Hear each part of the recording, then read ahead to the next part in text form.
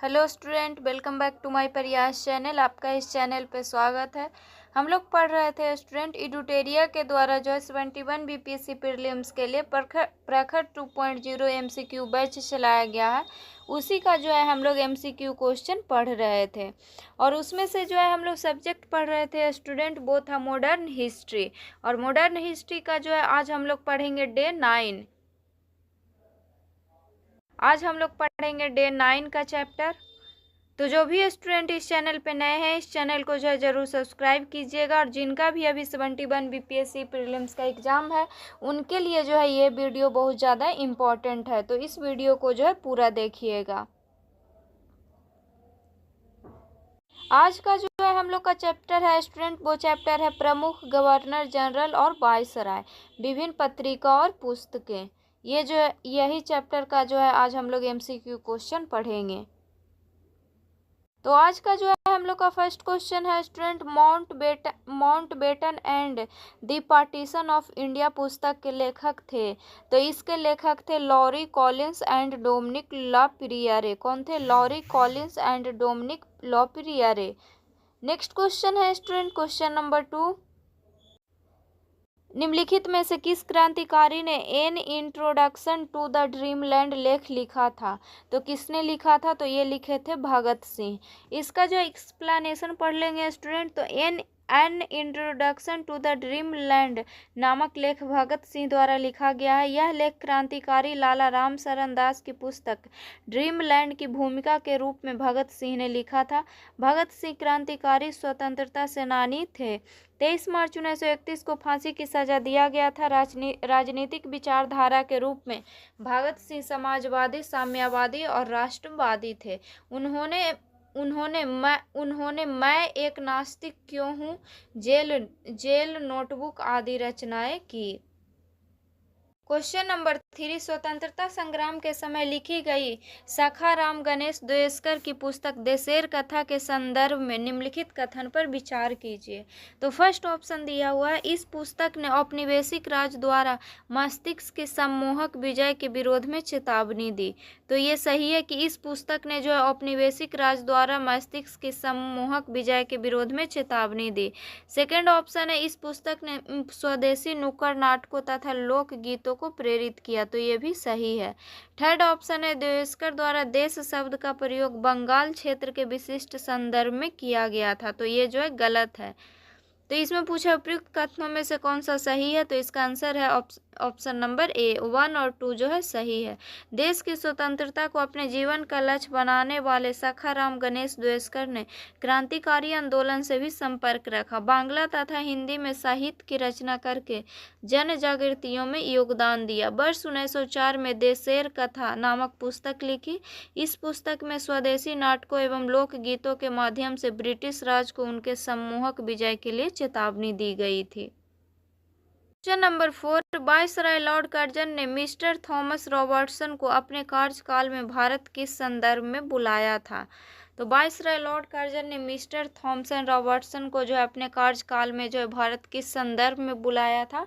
तो ये बुलाया था रेलवे में सुधार के लिए। तो 1899 से लेकर के 1905 तक के भारत के वायसराय जो है लॉर्ड कर्जन था। भारत के वायसराय लॉर्ड कर्जन रेलवे सुविधाओं में सुधार हेतु 1901 में थॉमस रॉबर्टसन को भारत बुला उनकी अध्यक्षता में रेलवे में सुधार हेतु एक रेलवे कमीशन गठित किया गया। इसकी सिफारिश पर ही रेलवे विभाग को समाप्त कर एवं रेलवे के प्रबंधन को सार्वजनिक कार्य विभाग के हाथों से हटाकर एक नया रेलवे बोर्ड बना दिया गया। क्वेश्चन नंबर 5, अंतर्राष्ट्रीय मामलों के संदर्भ में लॉर्ड कर्जन के बारे में निम्नलिखित में से कौन सा एक सही है? तो लॉर्ड कर्जन के बारे में इसमें पूछा है कि कौन सा एक सही है। तो इसका आंसर हो जाएगा स्टूडेंट ऑप्शन नंबर होगा बी, वह फारस की खाड़ी और सिसातन पर ब्रिटिश प्रभाव क्षेत्र स्थापित करना चाहता था। तो ये सही है। नेक्स्ट क्वेश्चन है स्टूडेंट, क्वेश्चन नंबर 6, राज अपहरण नीति के बारे में निम्नलिखित में से कौन सा एक सही है? तो फर्स्ट ऑप्शन है, इसने भारतीय शासकों को कोई उत्तराधिकारी गोद लेने की अनुमति नहीं दी। तो ये जो है गलत है स्टूडेंट, कि इसने भारतीय शासकों को कोई उत्तराधिकारी गोद लेने की अनुमति नहीं दी। ये गलत है। नेक्स्ट ऑप्शन है शासक की मृत्यु के बाद इसने गोद लिए गए उत्तराधिकारी को शासन करने की अनुमति नहीं दी। ये भी गलत है। नेक्स्ट ऑप्शन है किसी शासक को मृत्यु हो जाने के बाद इसने भारतीय राज को सम्मिलित करना अनिवार्य बना दिया। तो ये भी गलत है। नेक्स्ट ऑप्शन है इसने भारतीय राज का सम्मेलन अनिवार्य बना दिया अगर उत्तराधिकारी को गोद लिया जाना ब्रिटिश प्राधिकारी द्वारा अनुमोदित न हुआ हो। तो इसका आंसर हो जाएगा ऑप्शन नंबर डी। इसका एक्सप्लेनेशन पढ़ लेंगे स्टूडेंट। लॉर्ड डलहौजी का शासनकाल उसके राज हड़प नीति के कारण अधिक याद किया जाता है। इस नीति द्वारा भारतीय रियासत का विलय उस दशा में अनिवार्य बना दिया गया जब ब्रिटिश सरकार संबंधित रियासत के उत्तराधिकारी को गोद लेने को अनुमोदित न करे। उत्तराधिकारी के अभाव में जो है सतारा, जैतपुर और संभलपुर, झांसी और नागपुर को ब्रिटिश राज में मिला लिया गया और डलहौजी द्वारा राज अपहरण की नीति केवल हिंदू राज्यों पर ही लागू किया गया था। तो लॉर्ड डलहौजी द्वारा जो है राज अपहरण की नीति जो है केवल हिंदू राज्यों पर ही लागू किया गया था। और सतारा जो है विलय कब हुआ था ब्रिटिश राज में? तो 1848 में हुआ था। जैतपुर और संभलपुर कब हुआ था? तो ये हुआ था 1849 ईस्वी में। झांसी कब हुआ था? तो 1853 ईस्वी में हुआ था। और नागपुर कब हुआ था? तो ये 1854 ईस्वी में हुआ था। क्वेश्चन नंबर 7, निम्न युग्मों पर विचार करें। तो फर्स्ट ऑप्शन दिया हुआ है नेपोलियन के खतरे के समय भारत में साम्राज्य को मजबूत किया। तो नेपोलियन के खतरे के समय भारत में साम्राज्य को मजबूत किया। उस समय जो है गवर्नर कौन था? तो उस समय गवर्नर था लॉर्ड वेल्जली। तो ये सही है। नेक्स्ट है सिंध विजय का कार्य किया। तो सिंध विजय का कार्य किया उस समय गवर्नर था लॉर्ड एलन नेक्स्ट है आंग्ल नेपाल युद्ध। तो आंग्ल नेपाल युद्ध के समय जो है गवर्नर कौन था? तो लॉर्ड हेस्टिंग्स था। तो इसमें जो है तीनों सही है। तो इसका आंसर हो जाएगा ऑप्शन नंबर डी। इसमें ऑप्शन दिया हुआ नहीं है। नेक्स्ट क्वेश्चन है क्वेश्चन नंबर 8, निम्न कथनों पर विचार करें। तो फर्स्ट कथन दिया हुआ है तृतीय आंग्ल मराठा युद्ध लॉर्ड हेस्टिंग्स के समय हुआ। तो ये सही है कि तृतीय आंग्ल मराठा युद्ध जो है लॉर्ड हेस्टिंग्स के समय हुआ था। नेक्स्ट है ठगी प्रथा का अंत कैप्टन स्लीमैन ने किया था। तो ये भी सही है कि ठगी प्रथा का जो है अंत कैप्टन स्लीमैन ने किया था। तो इसका आंसर हो जाएगा ऑप्शन नंबर सी। 1 और 2 दोनों जो है सही है। नेक्स्ट क्वेश्चन है क्वेश्चन नंबर 9, निम्नलिखित घटनाओं पर विचार करें। तो फर्स्ट में दिया हुआ है घटना क्लाइव का भारत में पुनः आगमन। तो क्लाइव का जो है भारत में पुनः आगमन कब हुआ था? तो ये हुआ था 3 मई 1765 को। नेक्स्ट है इलाहाबाद की संधि। इलाहाबाद की संधि कब हुआ था? तो इलाहाबाद की संधि हुआ था 12 अगस्त 1765 को। नेक्स्ट है बक्सर की लड़ाई। बक्सर की लड़ाई कब हुआ था? तो बक्सर की लड़ाई हुआ था 22 अक्टूबर 1764 को।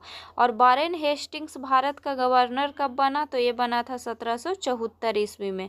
तो इसको जो है घटना को सही कालानुक्रमिक क्रम में जो है इसको सजाना है। तो इसका आंसर हो जाएगा ऑप्शन नंबर बी। पहले हुआ था बक्सर की लड़ाई, फिर हुआ था क्लाइव का भारत में पुनः आगमन, फिर इलाहाबाद की संधि हुआ और फिर वारेन हेस्टिंग्स भारत का गवर्नर बना।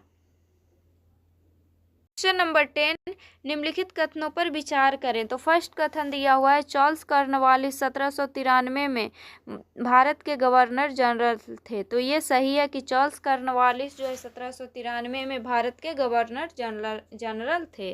नेक्स्ट ऑप्शन है उनके कार्यकाल के दौरान सिविल सेवा की शुरुआत की गई। तो ये भी सही है कि उनके कार्यकाल के दौरान जो है सिविल सेवा की शुरुआत की गई थी। नेक्स्ट ऑप्शन है उनके शासनकाल के दौरान महालबाड़ी प्रणाली लागू की गई थी। तो ये जो है गलत है। महालबाड़ी प्रणाली जो है हॉल्ट मैकेंजी के द्वारा लागू किया गया था। तो इसमें पूछा उपयुक्त में से कौन सा कथन सही है? तो इसका आंसर हो जाएगा ऑप्शन नंबर बी। 1 और 2 जो है सही है। इसका एक्सप्लेनेशन है स्टूडेंट कॉर्नवालिस जो है 1786 से लेकर के 1793 तक भारत के गवर्नर जनरल थे। उनके कार्यकाल में कई संवैधानिक और प्रशासनिक सुधार किए गए। 1793 में अस्थायी बंदोबस्त और कॉर्नवालिस कोड की शुरुआत हुआ। उन्होंने भारत में पुलिस एवं सिविल सेवा सुधारों की भी शुरुआत की। क्वेश्चन नंबर 11, प्रथम कारखाना अधिनियम के संबंध में असत कथन का चुनाव करें। तो प्रथम कारखाना अधिनियम के संबंध में जो है गलत कथन का चुनाव करना है। तो फर्स्ट ऑप्शन दिया हुआ है, यह लॉर्ड रिपन के समय 1881 में लागू किया गया था। तो ये सही है कि प्रथम कारखाना अधिनियम जो है लॉर्ड रिपन के समय 1881 में लागू किया गया था। नेक्स्ट ऑप्शन है, इसमें माह में 4 छुट्टियों का प्रावधान किया गया था। तो ये भी सही है। नेक्स्ट ऑप्शन है, इसमें 9 वर्ष से कम आयु के बच्चों को कार्य से वर्जित किया गया। तो ये गलत है। 7 वर्ष से कम आयु के बच्चों को जो है कार्य से वर्जित किया गया था। तो इसमें पूछा था गलत कथन, तो इसका आंसर हो जाएगा ऑप्शन नंबर सी, केवल 3। तो प्रथम कारखाना अधिनियम के क्या क्या प्रावधान थे ये पढ़ लेंगे। तो 7 वर्ष से कम आयु के बच्चों को कारखाना में कार्य से रोका गया था। 7 से 12 वर्ष के आयु के लिए प्रतिदिन 9 घंटे से अधिक काम नहीं, प्रतिदिन 1 घंटे का अवकाश और माह में 4 दिन का अवकाश। नेक्स्ट क्वेश्चन है क्वेश्चन नंबर 12, निम्नलिखित में से कौन सही सुमेलित नहीं है। तो फर्स्ट ऑप्शन है लॉर्ड लिन लिथगो। तो लॉर्ड लिन लिथगो जो है 1937 का प्रांतीय चुनाव हुआ था। लॉर्ड लिन लिथगो के समय जो है 1937 का प्रांतीय चुनाव हुआ था। लॉर्ड इरविन, तो लॉर्ड इरविन के समय जो है साइमन कमीशन आया था, ये भी सही है। नेक्स्ट है लॉर्ड चेम्सफोर्ड। लॉर्ड चेम्सफोर्ड जो है असहयोग आंदोलन के लॉर्ड चेम्सफोर्ड के समय जो है असहयोग आंदोलन हुआ था। और नेक्स्ट है लॉर्ड मिंटो। लॉर्ड मिंटो के समय बंगाल विभाजन रद्द। तो ये जो है गलत है। तो लॉर्ड मिंटो के समय जो है बंगाल विभाजन रद्द नहीं हुआ था। बंगाल विभाजन 12 दिसंबर 1911 को लॉर्ड हार्डिंग के समय जो है रद्द हुआ था। तो इसका आंसर हो जाएगा option number D. Question number 13, निम्नलिखित में से कौन सही सुमेलित है। तो फर्स्ट ऑप्शन दिया हुआ है वर्नाक्यूलर प्रेस एक्ट रद्द।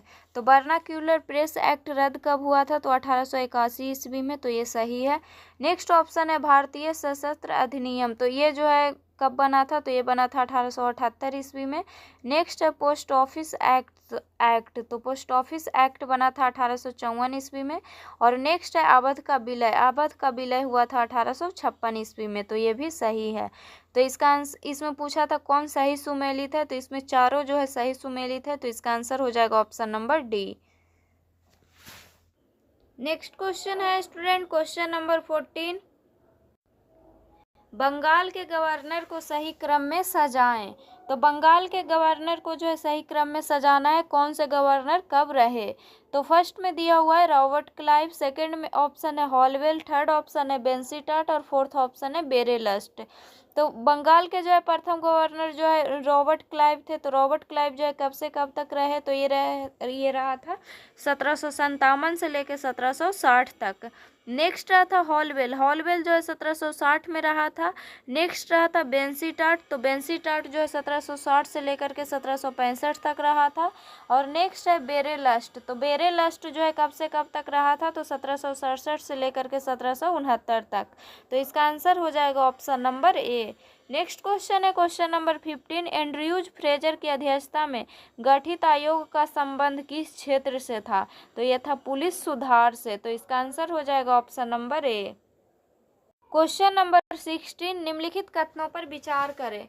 तो फर्स्ट ऑप्शन दिया हुआ है भारत में कार्यरत श्रमिकों की दशाओं में सुधार एवं उनके विधान बनाने की मांग सर्वप्रथम दादा भाई नौरोजी ने उठाई थी। तो नहीं, ये गलत है। दादा भाई नौरोजी ने नहीं उठाई थी। भारत में कार्यरत श्रमिकों की दशा में सुधार एवं उनके विधान मांगने की मांग सर्वप्रथम ब्रिटेन में लंकाशायर के कपड़ा मालिकों द्वारा उठाई गई थी। इसका कारण था भारत में मिल मजदूर द्वारा मजदूरों को कम मजदूरी दी जाती थी और मजदूरों की कार्य दशाएं भी निम्न थी, जिसके कारण श्रम लागत कम आता था, जिससे कपड़ा निर्माण की लागत कम आती थी और वे सस्ता होती थी।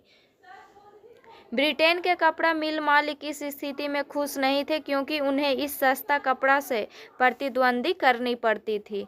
नेक्स्ट ऑप्शन है श्रमिकों की दशाओं में सुधार एवं कार्य की दशाओं की जांच के लिए सन 1875 में एक आयोग गठित की गई, तो ये सही है।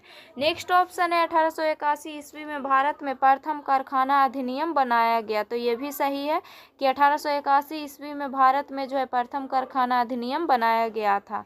तो इसमें पूछा उपयुक्त में से कौन सा कथन सत्य है, तो इसका आंसर हो जाएगा ऑप्शन नंबर सी, केवल 2 और 3 जो है सही है।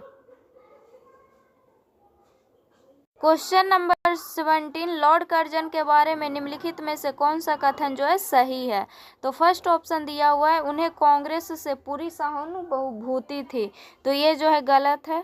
नेक्स्ट ऑप्शन है उन्होंने सहायक संधि की शुरुआत की, तो नहीं, ये भी गलत है। सहायक संधि की शुरुआत जो है लॉर्ड बेल्जली ने की थी। नेक्स्ट ऑप्शन है वे लॉर्ड कैनिंग के बाद भारत के वायसराय बने, तो नहीं, ये भी जो है गलत है। नेक्स्ट ऑप्शन है उन्होंने बंगाल के विभाजन की घोषणा की, तो ये सही है कि बंगाल विभाजन की घोषणा लॉर्ड कर्जन के द्वारा किया गया था, तो इसका आंसर हो जाएगा option number D. Lord Curzon जो है 1899 से लेकर के 1905 तक भारत का वायसराय था। बंगाल प्रांत का विभाजन 16 अक्टूबर 1905 को उनके वायसराय काल के दौरान जो है लागू हुआ। शुरू से ही वे कांग्रेस के विरोधी थे, वह कांग्रेस से पूरी सहानुभूति थे, ऑप्शन में था, तो ये जो है गलत था क्योंकि वह कांग्रेस के विरोधी थे और उदारवादियों और उग्रवादियों के प्रति नीति अपनाकर इसके पतन की कल्पना करते थे। लॉर्ड बेल्जली द्वारा सहायक गठबंधन की शुरुआत की गई, जिसके तहत भारतीय राज्यों को अंग्रेजों के सामने अपना अधिकार सौंपने के लिए मजबूर किया गया। क्वेश्चन नंबर 18, निम्नलिखित को सही कालक्रम में व्यवस्थित करें प्रारंभिक से लेकर के अंतिम तक। तो कौन सा जो है वायसराय जो है, कौन सा जो है गवर्नर जनरल जो है कब से कब तक या वायसराय जो है कब से कब तक रहा, उसको जो है सही कालक्रम में जो है व्यवस्थित करना है। तो पहले हो जाएगा स्टूडेंट लॉर्ड डलहौजी, फिर लॉर्ड कैनिंग, फिर हो जाएगा लॉर्ड लिटन और फिर होगा लॉर्ड रिपन, तब होगा लॉर्ड कर्जन। अब देख लेंगे स्टूडेंट कि कौन सा वायसराय जो है कब से कब तक रहा था। इसका आंसर हो जाएगा स्टूडेंट ऑप्शन नंबर बी हो जाएगा इसका आंसर। लॉर्ड डलहौजी जो है वायसराय 1848 से लेकर के 1856 तक गवर्नर जनरल थे। लॉर्ड डलहौजी, उनके शासनकाल के दौरान भारत में रेलवे, टेलीग्राफ प्रणाली और लोक निर्माण विभाग की शुरुआत की गई। लॉर्ड कैनिंग जो है कब से कब तक रहा, तो लॉर्ड कैनिंग जो है 1856 से लेकर के 1862 तक भारत के पहले वायसराय थे। तो भारत के पहले वायसराय कौन थे, तो लॉर्ड कैनिंग थे और कब से कब तक रहे थे, तो 1856 से लेकर के 1862 तक। उनके शासनकाल के दौरान 1857 का विद्रोह हुआ। फिर आए लॉर्ड लिटन, तो लॉर्ड लिटन जो है कब से कब तक रहा, तो लॉर्ड लिटन जो है 1876 से लेकर के 1880 तक भारत के वायसराय थे। उनके शासनकाल की विशेषता भारत अफगान युद्ध और शिक्षा के लिए हंटर आयोग की नियुक्ति थी। लॉर्ड कर्जन जो है कब से कब तक रहा, तो लॉर्ड कर्जन जो है 1899 से लेकर के 1905 तक के भारत का वायसराय था। बंगाल के विभाजन की घोषणा उनके शासनकाल में की गई थी। क्वेश्चन नंबर 19, 1902 में लॉर्ड कर्जन ने विश्वविद्यालय आयोग की नियुक्ति की, जिसमें 2 भारतीय सदस्य शामिल थे, वे कौन थे, तो ये थे सैयद हुसैन बिलग्रामी और जस्टिस गुरुदास बनर्जी। तो इसका आंसर हो जाएगा option number D. Question number 20, Butler समिति का संबंध किस क्षेत्र से था, तो पहले जान लेंगे स्टूडेंट कि बटलर समिति जो है कब बना था, तो ये बना था 1927 ईस्वी में और बटलर समिति का संबंध जो है देशी रियासतों के साथ संबंधों का परीक्षण था। क्वेश्चन नंबर 21, इल्बर्ट बिल विवाद किससे संबंधित था, तो इल्बर्ट बिल विवाद जो है यूरोपीय लोगों के मुकदमे के बारे में भारतीय मजिस्ट्रेट पर लगाई गई अयोग्यता को हटाना, इससे जो है संबंधित था। इसका एक्सप्लेनेशन पढ़ लेंगे स्टूडेंट। इलवट विधेयक 1883 में वायसराय रिपन द्वारा ब्रिटिश भारत के लिए प्रस्तुत किया गया एक विधेयक था, जिसमें देश के मौजूदा कानूनों में संशोधन का प्रस्ताव था ताकि भारतीय न्यायाधीश और मजिस्ट्रेटों को जिला स्तर पर आपराधिक मामले में ब्रिटिश अपराधियों पर मुकदमा चलाने की अनुमति दी जा सके, जो पहले अनुमति नहीं थी। इस विधेयक को प्रस्तुत होने से ब्रिटेन और भारत में ब्रिटिश बसने वालों में तीव्र विरोध हुआ, जिससे अंततः नस्लीय तनाव को बढ़ावा दिया। क्वेश्चन नंबर 22, सूचीबद्ध को सूची 2 से सुमेलित करें और नीचे दिए गए कोट से सही उत्तर चुनिए। तो सूचीबद्ध को सूची 2 से मिलान करना है। तो लॉर्ड क्लाइव जो है बंगाल में दोहरी सरकार हो जाएगा। नेक्स्ट है लॉर्ड विलियम बेंटिंग, तो विलियम बेंटिंग के समय जो है अंग्रेजी शिक्षा आया था। नेक्स्ट है चार्ल्स मेटकाफ जो है प्रेस प्रतिबंध हटाया। नेक्स्ट है लॉर्ड कर्जन जो है बंगाल विभाजन, लॉर्ड कर्जन के समय जो है बंगाल विभाजन हुआ था। तो इसका आंसर हो जाएगा option number A. Question number 23, Lord Irwin के संबंध में निम्नलिखित में से कौन सा कथन जो है सही है। तो लॉर्ड इरविन के संबंध में निम्नलिखित में से कौन सा कथन सही है। तो फर्स्ट ऑप्शन है उनके शासनकाल के दौरान गांधी इरविन समझौता पर हस्ताक्षर किए गए थे। तो ये सही है कि लॉर्ड इरविन के शासनकाल के दौरान जो है गांधी इरविन समझौता पर हस्ताक्षर किए गए थे। नेक्स्ट ऑप्शन है गांधी इरविन समझौते के अनुसार सविनय अवज्ञा आंदोलन को वापस ले लिया गया था। तो ये भी सही है। नेक्स्ट ऑप्शन है उनके बाद लॉर्ड विलिंगटन ने पदभार संभाला, ये भी सही है। तो इसका आंसर हो जाएगा ऑप्शन नंबर डी, उपयुक्त सभी। नेक्स्ट क्वेश्चन है स्टूडेंट क्वेश्चन नंबर 24, सूचीबद्ध को सूची 2 से सुमेलित करें।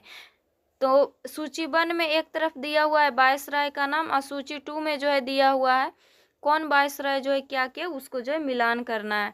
तो फर्स्ट में दिया हुआ है लॉर्ड डलहौजी जो है व्यापकता का सिद्धांत लाया था।